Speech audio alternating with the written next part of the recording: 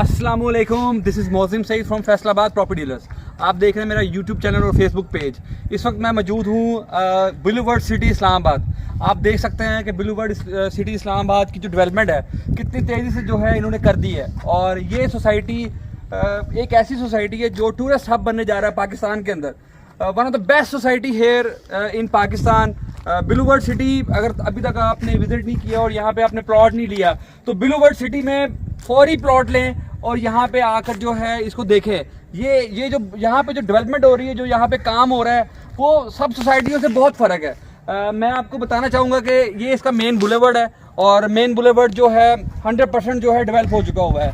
इसके अलावा जो यहाँ पे मुख्तलिफ रेस्टोरेंट भी आ चुके हुए हैं और स्कूल भी यहाँ पे मौजूद हैं और बुर्ज अल खलीफा और इसके अलावा बेशुमार जो है कमर्शियल्स जो है यहाँ पे मौजूद है।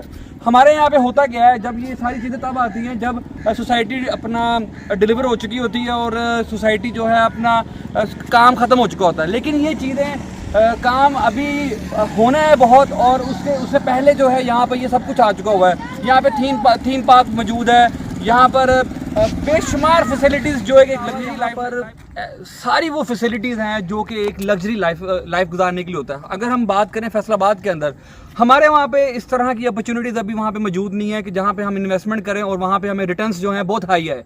मैं फैसलाबाद में जो है मेरे लोग जो सुन रहे हैं और जो पूरे पाकिस्तान में और ऑल ओवर द वर्ल्ड सुन रहे हैं, मैं उन सबसे मुखातिब हूँ।